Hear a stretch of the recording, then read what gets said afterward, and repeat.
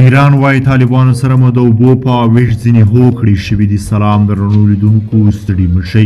کو چیرې مو زموږ چینل نوي سبسکرایب کړی نو د تازه پر وخت د خبرونو مطالبو لپاره در سره سبسکرایب کړئ. د هلمند سیند د اوبخور پر سر د طالبانو حکومت او ایران ترمنځ لا نامدرې وروسته تازه د ایران د بهرنیو چارو وزارت ویلي چې له طالبانو سره په مذاکراتو کې یو لړ هوکړو ته رسېدلي دي. دغه وزارت ویان ناصر کنعانی تېره ورځ په ایران کې وی خبري غونډې ته وویل. بیا مو هم د دې موضوع په اړه د افغانستان د سرپرست حکومت له چارواکو سره جدي او نږدې خبرې وکړې.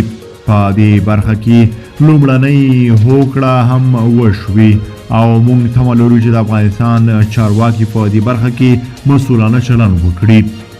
څنګه یې چې په ځلونو ویلي دي، د ایران د بهرنیو چارو وزارت ویان د دواړو خواوو ترمنځ د شوي هوکړې لیک جزئیات په ډاګه نه کړل، خو نوموړي زیاته کړه د ایران د ولسمشر د حکم له مخې د انرژۍ وزارت په ګډون ټول وزارتونه د هلمند سیند کې د اوبخور په مسلې جدي کار کوي او دا موضوع یې له لومړیتوبونو څخه ده. تر دې مخکې د ایران د ولسمشر حقوقي مرستیال ډاکټر محمد دهقان له شفقانه خبري شبکې سره په خبرو کې ویلي وو چې د ایران د بهرنیو چارو او انرژۍ وزارتونو په هلمند سیند کې د ایران د اوبخور په اړه هڅې مثبتې پایلې ته رسېدلي دي. د طالبانو حکومت ویان ذبیح الله مجاهد او د بهرنیو چارو وزارت مرستیال ویان احمد ضیا تکل د دې راپور تر خپرېدو وروسته د ایران د بهرنیو چارو وزارت د وروستیو څرګندونو په اړه د ازادۍ راډیو پوښتنې ځواب نه کړي. خو تر دې مخکې د طالبانو د حکومت د انرژۍ او اوبو وزارت ویان مطیع الله عبید رسنیو ته ویلي وو چې د هلمند په سیند کې د ایران اوبخور ورکړل شوی دی.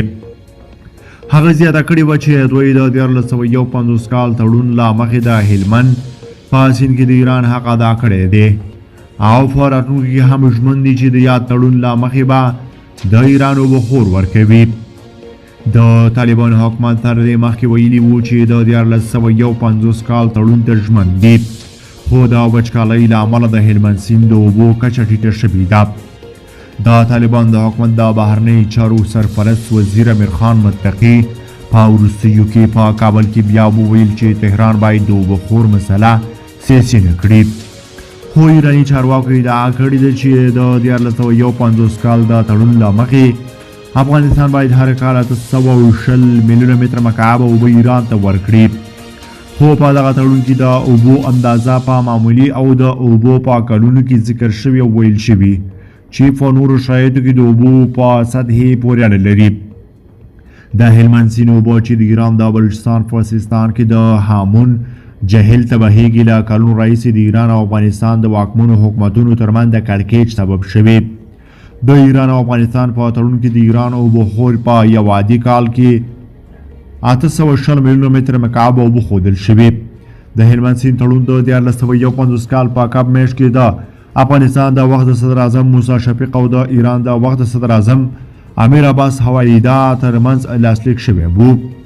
تاسو څه نظر لرئ؟ خپل نظر مو راسره په دې اړوند کمنټ کې شریک کړئ.